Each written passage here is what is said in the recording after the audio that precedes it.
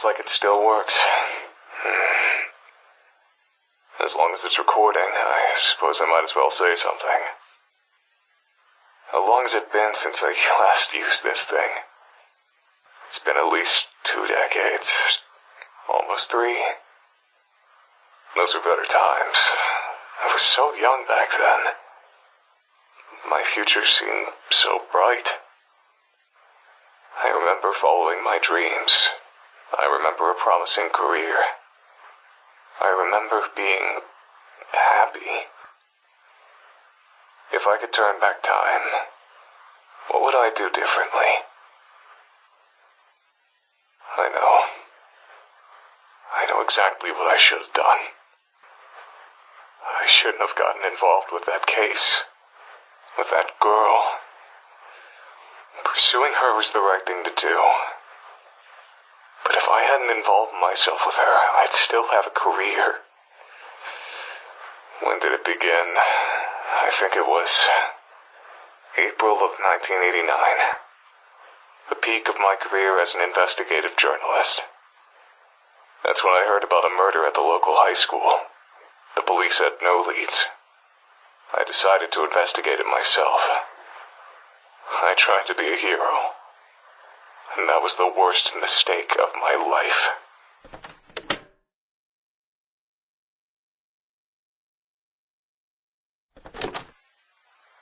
The school's faculty didn't let me conduct an investigation on school grounds. They were highly concerned with maintaining their prestigious reputation. They didn't want any police or journalists snooping around and ruining the school's image any more than the murder already had. Or maybe they just had something to hide and didn't want the authorities to find out. To this day, I still don't know how the school managed to convince the police that any crime that takes place on school grounds can only be investigated for 6 hours maximum. I heard a rumor that the school's headmaster bribes the police department to expedite their investigations as much as possible. There were a lot of unsavory rumors about the school's headmaster, but none of them proven to be true. Because I couldn't work around the school, I used to gather information by interviewing students outside of the school gate when they entered or left the school. It was at this point in time that I noticed a peculiar girl who was quite obviously stalking one of her seniors.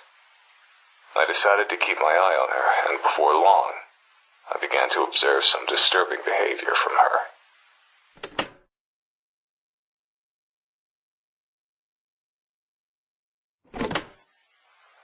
From the school gate, I witnessed the girl do more than just stalk an upperclassman. She stalked any girl who spoke to him. Through student interviews, I kept tabs on what happened to those girls. They became the victims of bullying, were expelled, and in some cases, stopped coming to school. I frequently saw the girl running with a mop and a bucket, as though she always had some sort of mess to clean up.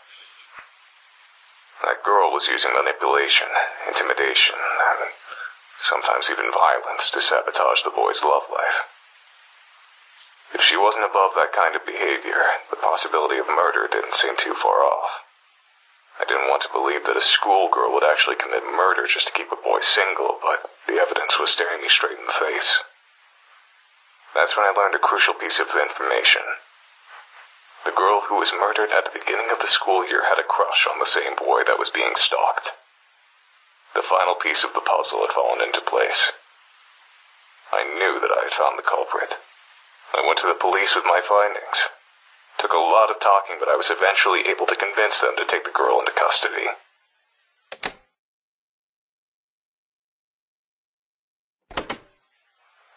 The idea of a murderous schoolgirl was scandalous enough to attract lots of attention. Word of her arrest quickly spread across the entire nation. The trial turned into a media circus. I became a celebrity practically overnight. I didn't want to be a public figure, but I did want my investigative skill to be recognized. I hoped that all the attention would boost my career. As it turns out, I was dead wrong. That manipulative little schoolgirl put on the best act I've ever seen. She cried non-stop, feigned ignorance at every opportunity, and had an excuse for every accusation leveled at her. The court fell in love with her, the media fell in love with her, the entire damn nation fell in love with her. She called me a dirty pervert who enjoyed leering at schoolgirls. She called me a fame-seeking yellow journalist. She claimed that I only accused her of murder for sensational headlines. The court bought every word of it. The day the judge declared her innocent, the entire country celebrated like it was a damn holiday.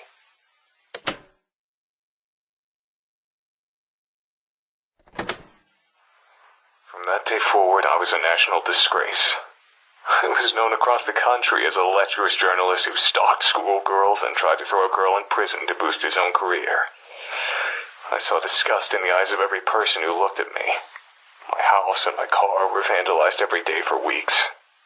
Needless to say, I was never able to work as a journalist again. The police department that arrested the girl was also the subject of national criticism. They were accused of being incompetent fools who would arrest anyone without sufficient evidence. Ever since then, the police in that town have been extremely lenient in an attempt to repair their reputation, and don't want to go anywhere near the local high school except for extremely brief periods of time. But the worst part of the entire experience didn't come from the media or the public. Immediately after the trial, I tried to escape the press by hiding in an alley behind the courthouse. Only one person found me there. It wasn't a journalist or a reporter. It was the girl that had just been declared innocent. I'll never forget her face that day. She was smiling, but her eyes were blank, empty, soulless, like a doll's eyes. She looked like she didn't have a single ounce of humanity in her entire body. With that smiling face, she said to me, "It would be very easy to make your death look like a suicide. Don't ever cross me again." She turned around and left without another word.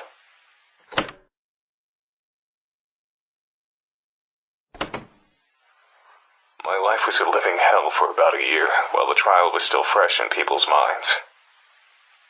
Eventually, the hatred subsided, but it never truly died. There was always someone who recognized me, no matter how much I tried to change my appearance. Finding employment was nearly impossible.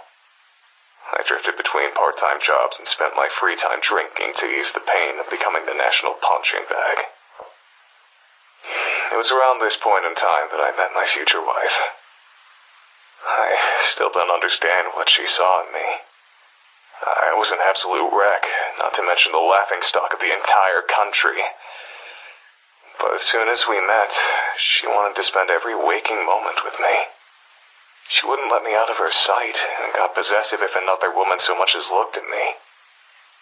I quickly came to depend on her for everything. It wasn't long before I couldn't live without her. I certainly wasn't in any state to take care of myself. I was like an adult-sized baby, helpless and vulnerable. Who knows? Maybe that's what she was attracted to. Maybe she just wanted to experience the sensation of owning a person. Maybe she wanted to keep a human pet. Maybe all she wanted was someone who she could emotionally depend on. Even after all these years, I don't understand why anyone would waste their time with a man like me.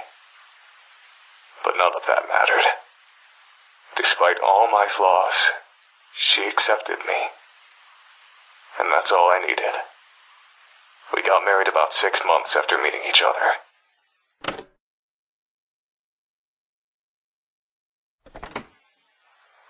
My wife died while giving birth to our only child. I still don't know how I possibly found the strength to keep going after I lost her. I was completely dependent on her for absolutely everything. I could barely take care of myself, much less a baby. Somehow, I managed to make it through those years. But even after all this time, I'm still a deadbeat drunk who can't hold down a job. It was very difficult to love my own infant daughter, knowing that my wife was dead because of her. I'm pretty sure I was a horrible father. She practically had to raise herself. And I never tried to spend much time with her or learn about her interests. Even now, I don't think I know very much about her. I don't even know what kind of person she's turned into. I don't even know what her everyday life is like. I know that she spends all of her time on her computer. She bought it herself. She seems to have a lot of money for someone her age. I'm afraid to ask where it comes from. Sometimes she comes home with blood on her clothing. I can't tell if it's her blood or someone else's blood. I try to stay out of her business. It's partially out of respect for her privacy, but it's mostly out of fear.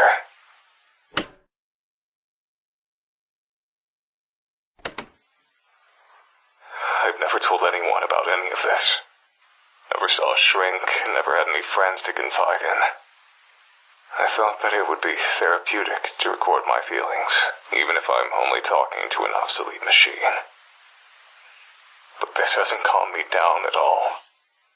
The only thing to come out of this experience is that all of the anger and hate I've kept buried for the past 2 decades has risen back to the surface. I don't think I can go back to the way things were before. I don't think I can go back to wasting my time with crappy part-time jobs, drinking, and sitting on a couch feeling miserable. I don't want this to be my life. But I can't let myself die just yet either. Not until I see justice served. That girl from 1989. She's a grown woman by now, but she's never been punished for the sins of her youth. I can't go on living in a world where a monster like her walks around in public. I'm the only one who knows the truth about her, so I'm the only one who can bring her to justice. I still know how to track a person down. I still know how to learn a person's secrets. I still know how to dig up the truth. For the first time in decades, I feel like I have a purpose. I feel like I know what to do with my life. I'm going to deliver justice to that murderer. I'm going to die trying. This old antique was good for something after all.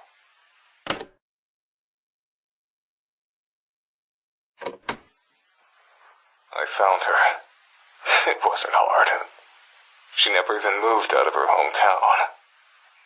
I've been following her around town for the past week. It's not that hard to follow someone without being spotted if you know the right tricks. The only difficult part is looking at her without being consumed with disgust.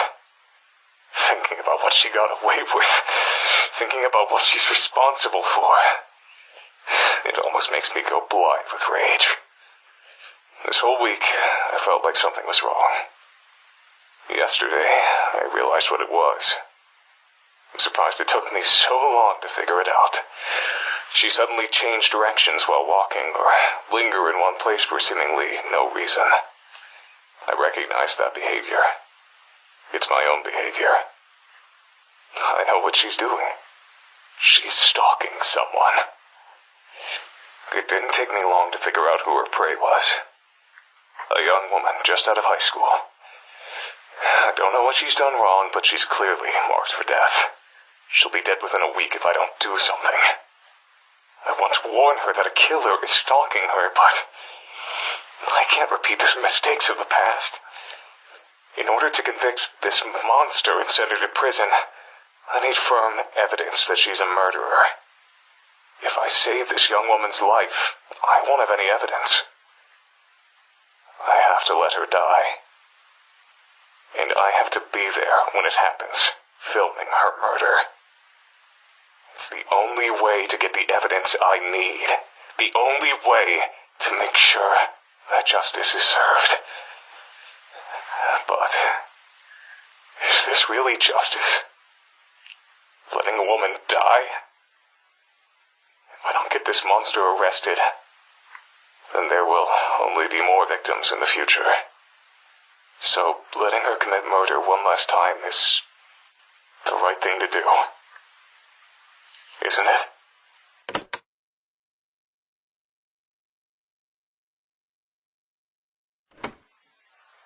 I'm a fool. I'm a goddamned fool. I got sloppy. She caught me.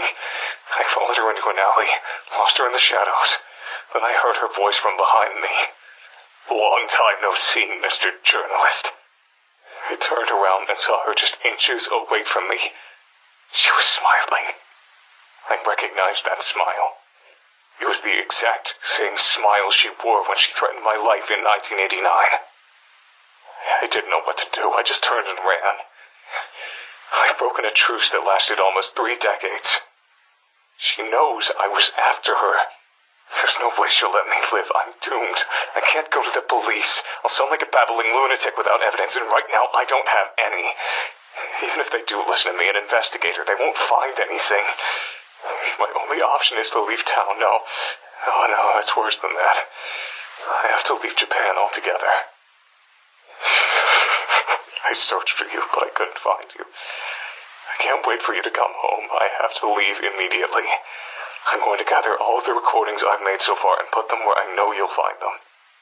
That way, at least you'll know why your father disappeared so suddenly. I only hope that she doesn't try to get revenge on me by harming you. I don't know when I'll be back. I don't know if I'll be back. I don't know if she's willing to cross oceans to hunt her prey. If she is, I'll try to lure her into a trap, try to expose her true nature in front of the police. It's my only hope. I know you can take care of yourself. If I had more time, there's so many things I'd say to you, but I can't. Not now. Stay safe. I love you.